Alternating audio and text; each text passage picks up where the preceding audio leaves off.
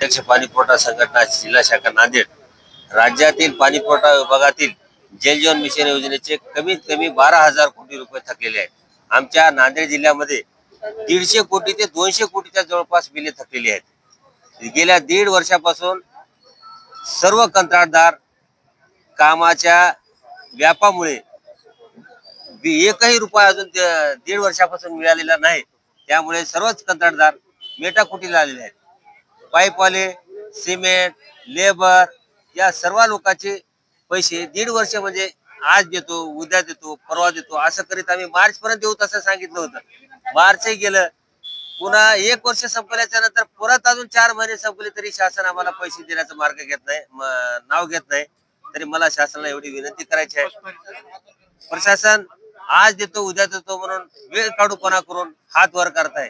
तरी आम्हाला जर ह्या 8 दिवसात 10 दिवसात जर बिले नाही मिळाले तर आम्हाला आझाद मैदानावर उपोषण, आमरण उपोषण केल्याशिवाय पर्याय राहणार नाही.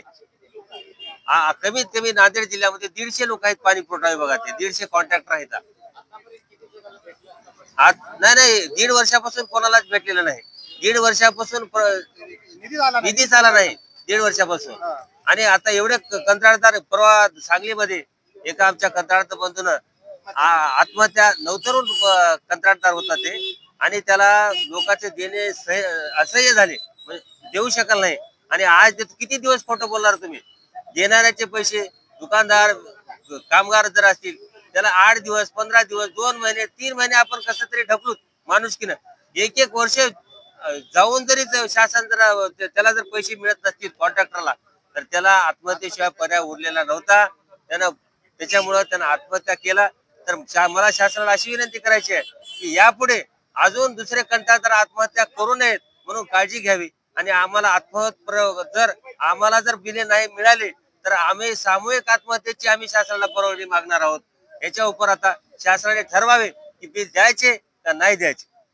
बस.